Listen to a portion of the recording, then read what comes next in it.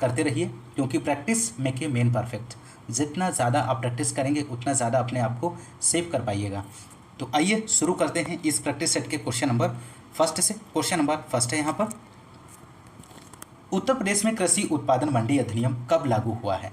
तो यहाँ पर पहला ऑप्शन दिया गया 1963 में, ऑप्शन बी है 1964 में, ऑप्शन सी है 1965 में, ऑप्शन डी है 1966 में। तो फर्स्ट का आंसर आप लोग दीजिए दोस्तों। तो यहाँ पे राइट आंसर हो जाएगा 1964 में। उत्तर प्रदेश में कृषि उत्पादन मंडी अधिनियम वर्ष 1964 के अंतर्गत उत्तर प्रदेश में कृषि मंडियों को नियंत्रित एवं स्थापित किया गया है दोस्तों। और प्रत्येक नियंत्रित क्षेत्र में प्रबंध के लिए एक मंडी समिति होती है। यह अधिनियम उत्तर प्रदेश कृषि उत्पादन मंडी अधिनियम 1964 में बना है। बहुत ही महत्वपूर्ण प्रश्न है, आप लोग ध्यान रखिएगा। बढ़ते हैं अगले क्वेश्चन की ओर। Question number next second question number है, संरक्षित खेती में उच्च उत्पादन के लिए निम्न में कौन कारक उत्तरदायी है? ऑप्शन ए है उच्च प्रकाश संश्लेषण क्षमता, उच्च ऑक्सीजन की उपलब्धता, उच्च तापमान, उपरोक्त सभी। तो क्वेश्चन नंबर सेकंड का आप लोग आंसर दीजिए। तो यहाँ पर राइट आंसर की बात करें तो ऑप्शन ए हो जाएगा, उच्च प्रकाश संश्लेषण क्षमता इस क्वेश्चन का राइट जवाब हो जाएगा। Question number next third question number है, सूखे क्षेत्र के कम अवधि के वार्षिक पौधों को क्या कहते हैं? तो थर्ड का आंसर आप लोग दीजिए। तो सूखे क्षेत्र के कम अवधि के वार्षिक पौधों को एफेमेरलूस कहते हैं। तो ऑप्शन ए यहाँ पर राइट जवाब बनेगा, एफेमेरलूस कहते हैं दोस्तों। Question number next four question number है, किसमें मात्रा चीनी परीक्षण का काम करती है? मुरब्बा में, स्क्वैश में, टमाटर केचप में, अचार में। तो यहाँ पर फोर का आप लोग आंसर दीजिए। तो राइट आंसर हो जाएगा मुरब्बा में, इस क्वेश्चन का सही आंसर बनेगा। क्वेश्चन नंबर नेक्स्ट 5 की बात करेंगे, बैंगन में लिटिल लीफ रोग किसके द्वारा प्रसारित होता है? मक्खी के द्वारा, पत्ती भेदक के द्वारा, सफ़ेद मक्खी, बीज के द्वारा। तो यहाँ पर क्वेश्चन नंबर 5 का आंसर हो जाएगा ऑप्शन बी, पत्ती भेदक के द्वारा। बैंगन में लिटिल लीफ रोग पत्ती भेदक लीफ हॉपर के द्वारा प्रसारित होता है और यह रोग माइकोप्लाज्मा के कारण होता है दोस्तों। ध्यान रखिएगा, महत्वपूर्ण प्रश्न है। क्वेश्चन नंबर नेक्स्ट, एरिस्टेट एंटीना पाया जाता है। तो एरिस्टेट एंटीना किस में पाया जाता है? जहाज मक्खी में, घरेलू मक्खी में, टिड्डा में, दलहन बीटल में। तो 6 का आप लोग आंसर दीजिए। तो यहाँ पर राइट आंसर हो जाएगा ऑप्शन बी, घरेलू मक्खी में एरिस्टेट एंटीना पाया जाता है। क्वेश्चन नंबर नेक्स्ट है, खुरचनी का प्रयोग किया जाता है छोटे खेतों में जुताई करने के लिए, मिट्टी एक स्थान से दूसरे स्थान ले जाने के लिए, समतल करने में, घास काटने में। तो क्वेश्चन नंबर 7 का आप लोग आंसर दीजिए दोस्तों। यहाँ पर राइट आंसर क्या बनेगा? तो राइट आंसर की बात करें तो ऑप्शन सी हो जाएगा, समतल करने के लिए। खुरचनी का प्रयोग समतल करने में किया जाता है। क्वेश्चन नंबर नेक्स्ट 8 है यहाँ पर, फसलों में कीट प्रबंधन हेतु लाइट स्ट्रिप्स का प्रयोग करना किस विधि के अंतर्गत आता है? तो क्वेश्चन नंबर 8 का आंसर आप लोग दीजिए। तो राइट आंसर हो जाएगा यांत्रिक नियंत्रण, यहाँ पर सही आंसर बनेगा। फसलों में समन्वित कीट प्रबंधन प्रणाली में यांत्रिक विधि से नियंत्रण करने में लाइट स्ट्रिप का प्रयोग किया जाता है। क्वेश्चन नंबर नेक्स्ट 9 है, भारत में छोटे और सीमांत कृषकों द्वारा क्या अपनाया जाना सरल नहीं है, इनमें से आपको बताना है। तो यहाँ पर आंसर की बात करें तो ऑप्शन सी हो जाएगा, परिशुद्धता कृषि, यहाँ पर राइट जवाब बनेगा। क्वेश्चन नंबर नेक्स्ट 10 है, बीज लटकन सीड टैग का उत्पादकों को आवंटित रंग इनमें से कौन सा है? तो यहाँ पर 10 का आप लोग आंसर दीजिए। तो राइट आंसर हो जाएगा हरा, ऑप्शन सी जो है यहाँ पर राइट आंसर बनेगा। क्वेश्चन नंबर नेक्स्ट 11 है, प्रजनक बीज के लिए किस रंग का लेबल प्रयोग किया जाता है? मोस्ट इंपॉर्टेंट प्रश्न है। 11 का आप लोग आंसर दीजिए। तो राइट आंसर हो जाएगा पीला सुनहरा, ऑप्शन डी जो है यहाँ पर राइट जवाब बनेगा दोस्तों।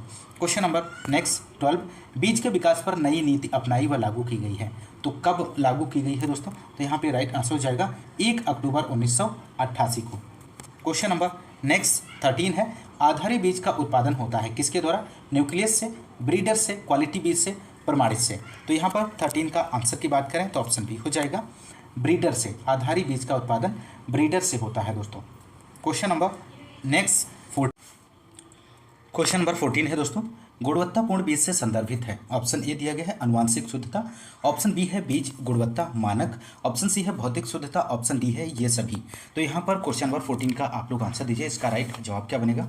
तो राइट आंसर होगा ऑप्शन डी, ये सभी। आनुवांशिक शुद्धता, बीज गुणवत्ता मानक, भौतिक शुद्धता, ये सभी ऑप्शन यहाँ पर राइट जवाब हो जाएगा। क्वेश्चन नंबर नेक्स्ट है, यदि वार्षिक वर्षा 750 मिमी से कम हो तो संपन्न होने वाली कृषि पद्धति को जाना जाता है। किस नाम से जाना जाता है? शुष्क खेती के नाम से, शुष्क भूमि कृषि, वर्षाधीन खेती, उपयुक्त में से कोई नहीं।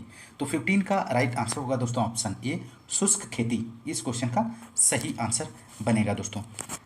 नेक्स्ट क्वेश्चन, क्वेश्चन नंबर 16 है, मक्का आलू प्याज के एक वर्षीय फसल चक्र की सघनता क्या है इनमें से? तो 16 का आंसर होगा ऑप्शन डी 300%। फसल चक्र सघनता बराबर होता है फसल चक्र में फसलों की संख्या बटे फसल चक्र में लगा समय वर्ष में इंटू 100। तो यहाँ पर 300% इसका राइट जवाब बनेगा दोस्तों। क्वेश्चन नंबर नेक्स्ट है, धान गन्ना पेड़ी मूंग फसल चक्र की गहनता कितनी है दोस्तों? तो यहाँ पर राइट आंसर ऑप्शन ए हो जाएगा 133.33%।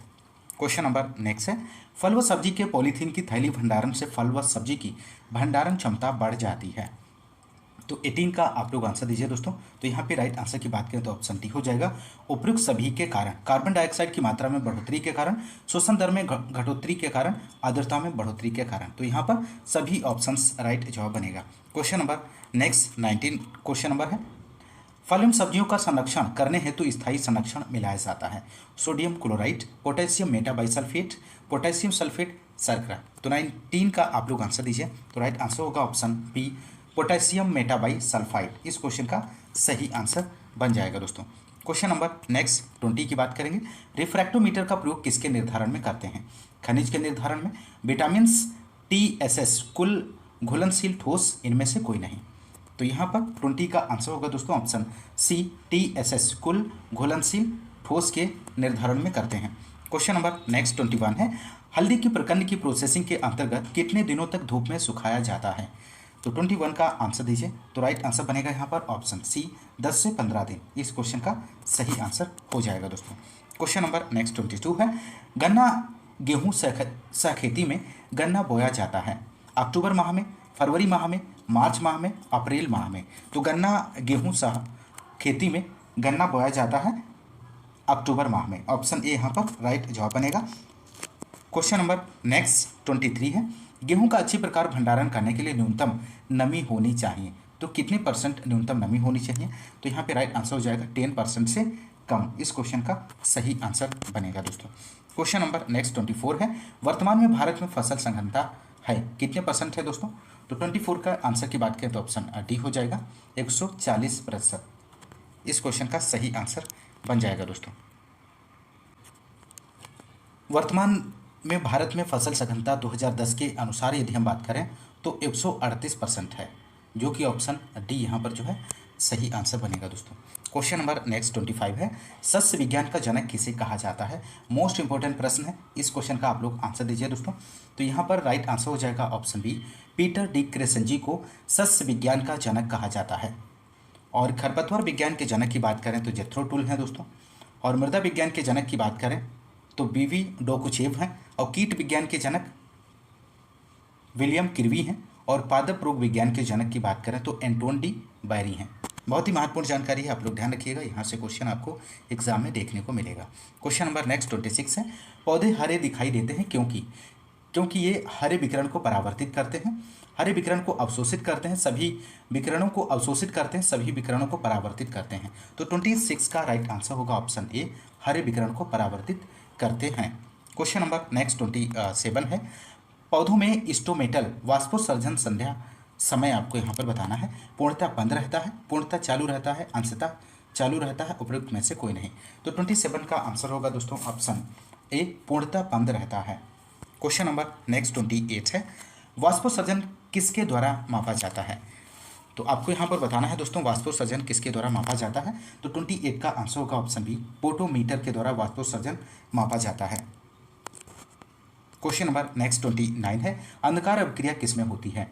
ग्रेना में होती है, स्ट्रोमा में होती है, कोशिका द्रव्य में होती है, रिक्तिका में होती है। तो अंधकार अभिक्रिया की यदि हम बात करें तो यहाँ पर स्ट्रोमा में होती है दोस्तों। ऑप्शन बी राइट जवाब बनेगा। क्वेश्चन नंबर नेक्स्ट 30 है, न्यूक्लिक अम्ल का निर्माण किस दिशा में होता है? तो न्यूक्लिक अम्ल का निर्माण आपको बताना है किस दिशा में होता है।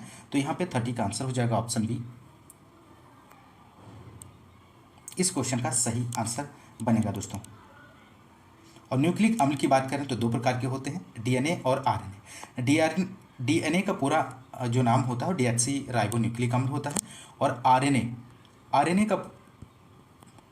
को राइबो न्यूक्लिक अम्ल कहते हैं दोस्तों।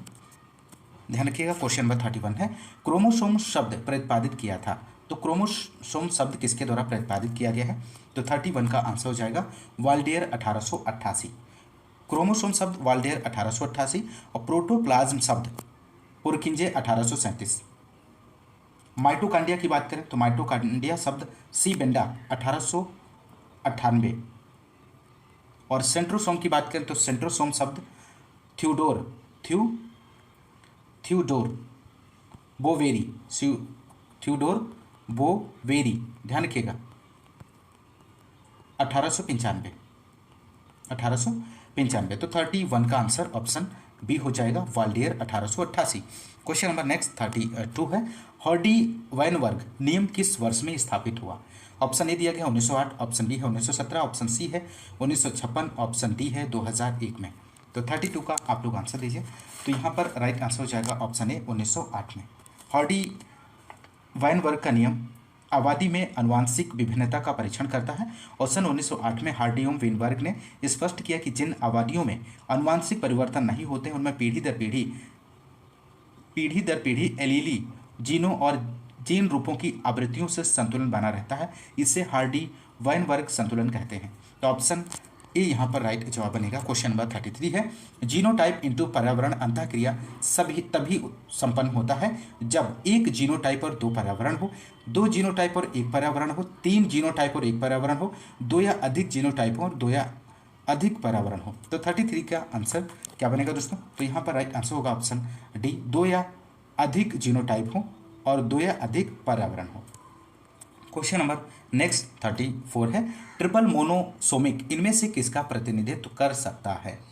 तो यहाँ पर आप लोग आंसर दीजिए दोस्तों। तो यहाँ पर राइट आंसर हो जाएगा ऑप्शन सी, 2n -1 -1 इस क्वेश्चन का सही आंसर बनेगा। ट्रिपल मोनोसोमिक का प्रतिनिधित्व करता है। क्वेश्चन नंबर नेक्स्ट है यहाँ पर 35, पीढ़ी में उपज के गुण के लिए वर्ण के प्रभावी न होने का कारण इनमें से आपको यहाँ पर बताना है। तो 35 का आंसर यहाँ पर हो जाएगा दोस्तों ऑप्शन सी, उपयुक्त दोनों, अम्ल, वंशागतित्व, वातावरण का अधिक प्रभाव। क्वेश्चन नंबर नेक्स्ट 36 है, निम्नलिखित में से किस अवार्ड को ग्रीन ऑस्कर के रूप में जाना जाता है? तो किस अवार्ड को ग्रीन ऑस्कर के रूप में जाना जाता है दोस्तों? तो 36 का आप लोग आंसर दीजिए। तो राइट आंसर हो जाएगा व्हिटली अवार्ड के नाम से जाना जाता है। क्वेश्चन नंबर नेक्स्ट, अवस्था के आधार पर प्रदूषक कितने प्रकार के होते हैं? तो अवस्था के आधार पर प्रदूषक के प्रकार आपको बताना है। तो राइट आंसर हो जाएगा यहाँ पर ऑप्शन ए, 3 प्रकार के होते हैं। अवस्था के आधार पर प्रदूषक 3 प्रकार के होते हैं, ठोस कणकीय प्रदूषण, तरल प्रदूषण और गैसीय प्रदूषण। ठोस कणकीय प्रदूषण के अंतर्गत एरोसोल, धूलकण, औद्योगिक अवशिष्ट पदार्थ, सिलिका आते हैं और तरल प्रदूषक में यूरिया, अमोनिया, ऑयल, स्लिक्स आते हैं दोस्तों। और गैसीय प्रदूषक में सल्फर डाइऑक्साइड SO2 आते हैं दोस्तों, आप लोग ध्यान रखिएगा। क्वेश्चन नंबर नेक्स्ट है, वाटरशेड मैनेजमेंट से निम्न में से कौन सा जुड़ा रहा है? तो यहाँ पर 38 का आपको आंसर देना है। तो राइट आंसर हो जाएगा राजेंद्र सिंह। राजेंद्र सिंह वाटरशेड मैनेजमेंट से जुड़े रहे हैं और इन्हें भारत का जल पुरुष के नाम से भी जाना जाता है। और इनका कार्यक्षेत्र राजस्थान रहा है, जहां इन्होंने जोहड़ और चेक डैम्स बनाकर जल की समस्या का काफ़ी हद तक समाधान किया है। बहुत ही महत्वपूर्ण प्रश्न है, ध्यान रखिएगा। क्वेश्चन नंबर 39 है, जल निकास गुणांक किसे कहते हैं? 24 घंटों में निकाले गए जल की मात्रा, 12 घंटों में निकाले गए जल की मात्रा, वर्ष भर में निकाले गए जल की मात्रा, उपयुक्त में से कोई नहीं। तो 39 का यहाँ पर आंसर हो जाएगा ऑप्शन ए, 24 घंटों में निकाले गए जल की मात्रा। क्वेश्चन नंबर नेक्स्ट है, वह जल जो आवश्यकता से अधिक हो बहकर चला जाता है उसे क्या कहते हैं? तो यहाँ पर आप लोग आंसर दीजिए, बहुत ही महत्वपूर्ण प्रश्न है। तो राइट आंसर हो जाएगा ऑप्शन सी, उसे अफवाह कहते हैं। क्वेश्चन नंबर 41 है, ड्रिप सिंचाई में भारत का अग्रिम प्रदेश कौन सा है? तो ड्रिप सिंचाई में आपको बताना है भारत का अग्रिम प्रदेश कौन सा है। पंजाब है, महाराष्ट्र है, उत्तर प्रदेश है, हरियाणा है। तो यहाँ पर 41 का आंसर होगा ऑप्शन बी, महाराष्ट्र। भारत में ड्रिप सिंचाई के अग्रणी राज्यों में महाराष्ट्र है दोस्तों। क्वेश्चन नंबर नेक्स्ट 42 है, मृदा संरक्षण का जनक किसको माना जाता है? तो मृदा संरक्षण का जनक आपको बताना है किसको माना जाता है दोस्तों। तो यहाँ पर 42 का आंसर हो जाएगा ह्यूग हाइमंड वेनेर को। ह्यूग हाइमंड वेनेर को मृदा संरक्षण का जनक माना जाता है। इन्होंने 1930 के दशक में संयुक्त राज्य अमेरिका में मृदा संरक्षण आंदोलन का नेतृत्व किया और मृदा संरक्षण में जागरूकता फैलाई। क्वेश्चन नंबर नेक्स्ट 43 है, तराई की मृदा में कमी होती है, किस तत्व की कमी होती है? जिंक की कमी, लोहा, गंधक, मोलिब्डेनम। तो 43 का आप लोग आंसर दीजिए। तो यहाँ पर राइट आंसर हो जाएगा ऑप्शन ए, जिंक की कमी पाई जाती है। क्वेश्चन नंबर नेक्स्ट 44 है, कौन सा कारक नाइट्रिफिकेशन को प्रभावित नहीं करता है? वायु, बीज, तापक्रम, नमी। इनमें से आपको बताना है कौन सा कारक है जो नाइट्रिफिकेशन को प्रभावित नहीं करता है। तो 44 का आंसर यहाँ पर बनेगा ऑप्शन बी, बीज। यहाँ पर सही जवाब बनेगा। नाइट्रीकरण वह प्रक्रम है जिसमें मृदा में उपस्थित अमोनिया के ऑक्सीकरण से नाइट्राइट और नाइट्रेट बनते हैं और इस क्रिया में स्वपोषित बैक्टीरिया भाग लेते हैं। इस क्रिया को प्रभावित करने वाले कारकों में वायु, तापक्रम, नमी आते हैं। वायु, तापक्रम, नमी ये सभी आते हैं, लेकिन बीज का संबंध इस क्रिया से नहीं है। तो ऑप्शन बी यहाँ पर राइट जवाब हो जाएगा। क्वेश्चन नंबर नेक्स्ट है, उत्तर प्रदेश के मुख्य हरी खाद्य इनमें से आपको बताना है। उर्द है, मूंग है, ढैंचा है, मेथी है। तो 45 के आंसर की बात करें तो ऑप्शन सी हो जाएगा, ऑप्शन सी ढैंचा। उत्तर प्रदेश की प्रमुख हरी खाद्य फसल ढैंचा है और हरी खाद में ढैंचा का प्रमुख स्थान है दोस्तों। क्वेश्चन नंबर नेक्स्ट 46 है, राइजोबियम के लिए आवश्यक कोबाल्ट संश्लेषित करने हेतु vitamin B6, vitamin B12, vitamin C, vitamin A. तो 46 का आप लोग आंसर दीजिए। तो यहाँ पे राइट आंसर ऑप्शन बी हो जाएगा, विटामिन B12 इस क्वेश्चन का राइट जवाब बनेगा दोस्तों। दलहनी फसलों में सहजीवी नाइट्रोजन एकत्रीकरण में कोबाल्ट सहायक है। विटामिन B12 नाइट्रोजन इकट्ठा करने वाली ग्रंथियों में लेग हीमोग्लोबिन के निर्माण में सहायक होती है और जो राइजोबियम के लिए आवश्यक है दोस्तों। क्वेश्चन नंबर 47, यूरिया में बायोयूरेट का मानक स्तर है, कितना % है दोस्तों? तो यहाँ पर 47 का आप लोग आंसर दीजिए। तो राइट आंसर ऑप्शन सी हो जाएगा, 1.5%। इस क्वेश्चन का सही आंसर बनेगा। उर्वरक नियंत्रण आदेश 1957 के अनुसार यूरिया के कुल भार का 1.5% और व्यापारिक यूरिया में 1.2% निर्धारित है। क्वेश्चन नंबर नेक्स्ट 48, लवणीय क्षारीय मृदाओं में आमतौर पर कमी होती है, तो किसकी कमी पाई जाती है? नाइट्रोजन और जिंक की, नाइट्रोजन और फास्फोरस की, नाइट्रोजन और गंधक की, फास्फोरस और गंधक की। तो यहाँ पर 48 का आप लोग आंसर दीजिए। तो राइट आंसर हो जाएगा ऑप्शन ए, नाइट्रोजन और जिंक की कमी पाई जाती है। क्वेश्चन नंबर नेक्स्ट 49 है, जैविक मृदा में जैविक पदार्थ की मात्रा होती है, कितने % होती है दोस्तों? तो 49 का आंसर आप लोग दीजिए। इसका राइट जवाब क्या बनेगा? तो 49 का आंसर हो जाएगा ऑप्शन डी, 25% से अधिक पाई जाती है। जैविक मृदा में जैविक पदार्थों की मात्रा 25% से अधिक होती है, जबकि संपूर्ण मृदा में ह्यूमस अथवा कार्बनिक पदार्थ 5 से 10% और खनिज पदार्थ जो होता है इसमें 40 से 45% और जल 25% और वायु 25%। क्वेश्चन नंबर नेक्स्ट है, मृदा पर पपड़ी जमना किसमें एक समस्या है? वर्टिसोल्स की समस्या है, अल्फीसोल्स की समस्या है और एरिडोसोल्स की समस्या है, इनसेप्टिसोल्स की समस्या है। तो यहाँ पर 50 का आंसर हो जाएगा ऑप्शन बी, अल्फीसोल्स यहाँ पर सही आंसर बनेगा दोस्तों। मृदा पर पपड़ी जमना अल्फीसोल्स में एक समस्या है। अल्फीसोल्स गढ़ में अम्लीय मृदाएं रखी गई हैं और ये मृदाएं ज़्यादातर नदियों के किनारे तथा जंगलों में मिलती हैं। मृदाओं को कुल 12 गढ़ों में विभाजित किया गया है। तो कितने ऑर्डर कितने हैं? ऑर्डर की बात करें, मृदा के ऑर्डर कितने हैं? मृदा ऑर्डर टोटल 12 हैं, ध्यान रखिएगा। क्वेश्चन नंबर नेक्स्ट 51 है, प्रसार शिक्षा का उद्देश्य क्या है? तो 51 का आप लोग आंसर दीजिए। ऑप्शन ए दिया गया है, किसानों की आय में वृद्धि करना।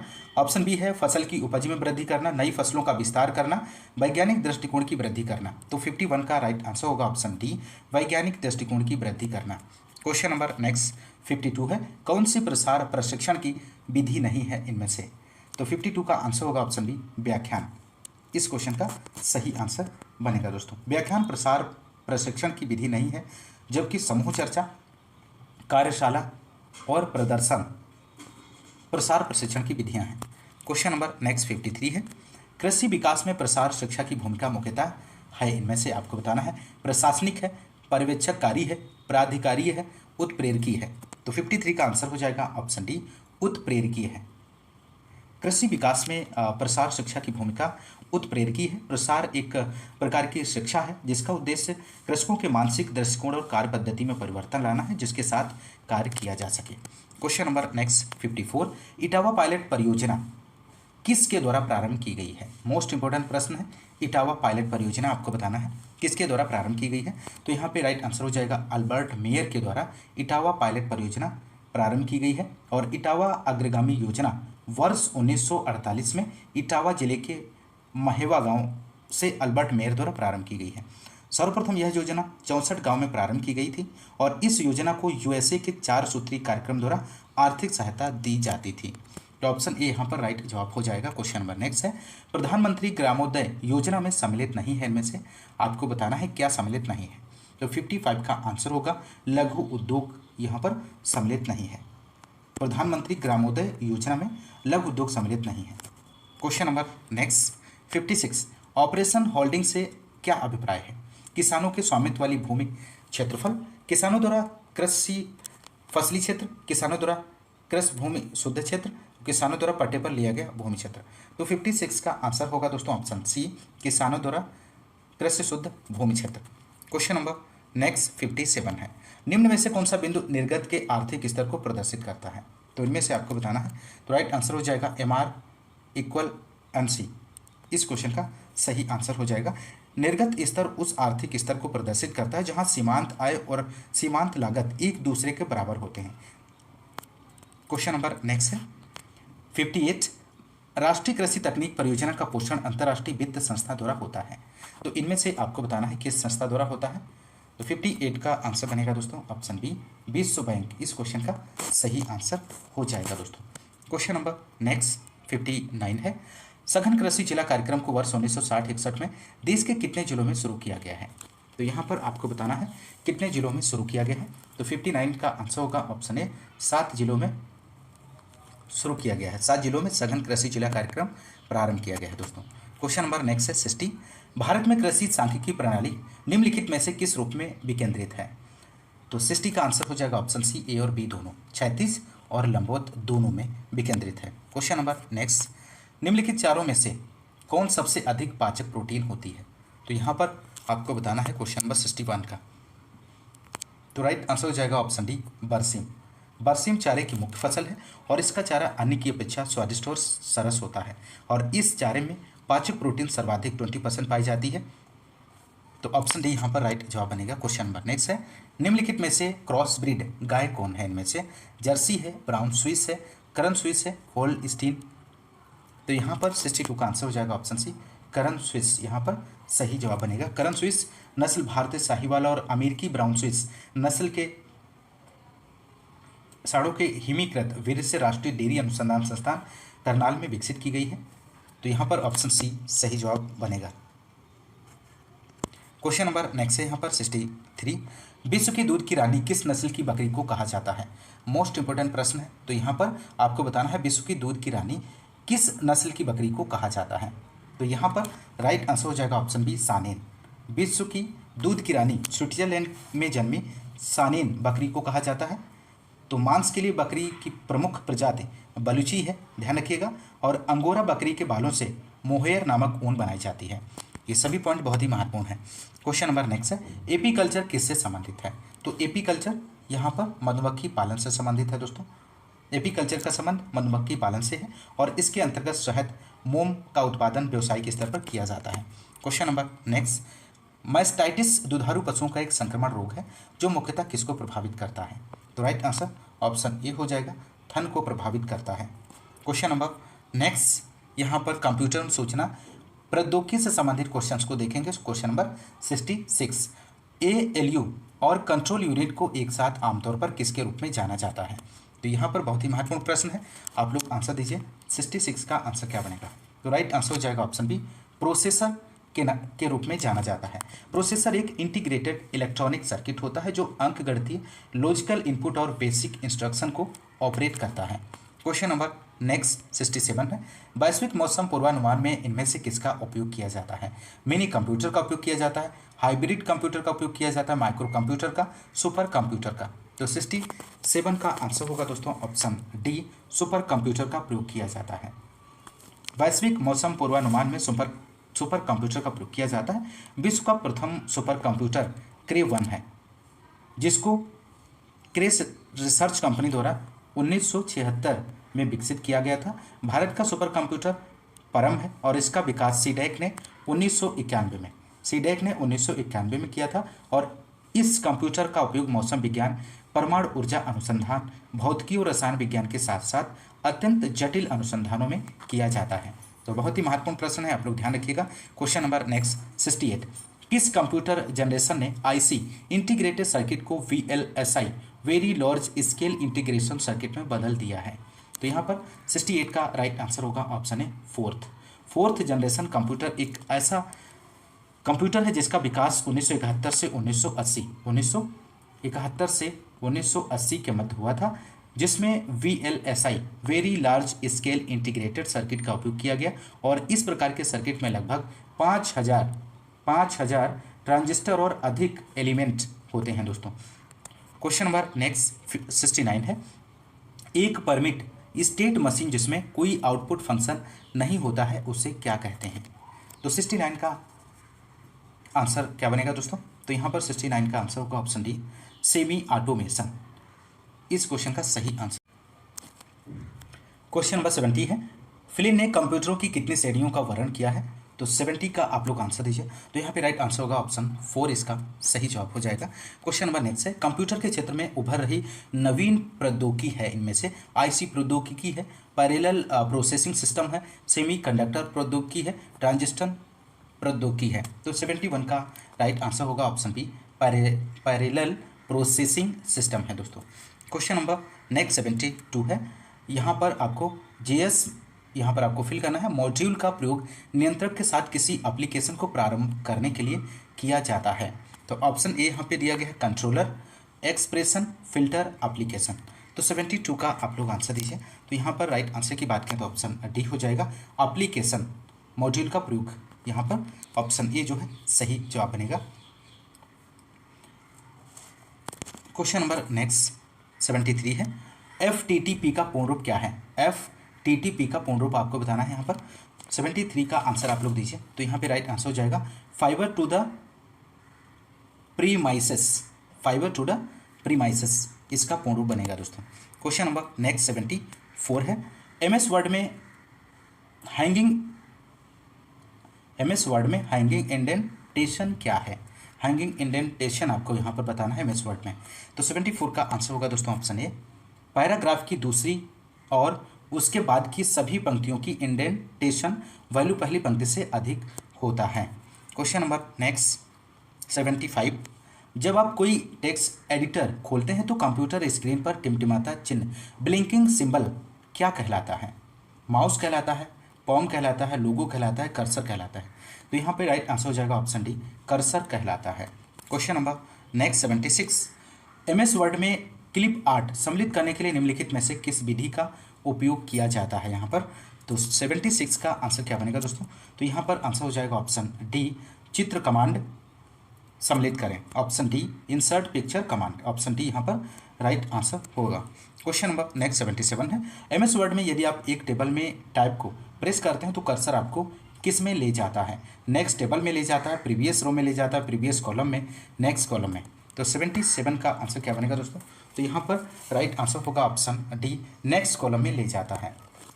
ऑप्शन डी राइट जवाब बनेगा दोस्तों। क्वेश्चन नंबर नेक्स्ट है 78, माइक्रोसॉफ्ट एक्सेल को भी कहा जाता है डॉक्यूमेंट, टेबल, स्प्रेडशीट, लेबल, इनमें से क्या कहा जाता है दोस्तों? तो यहाँ पे राइट आंसर हो जाएगा, माइक्रोसॉफ्ट एक्सेल को स्प्रेडशीट भी कहा जाता है।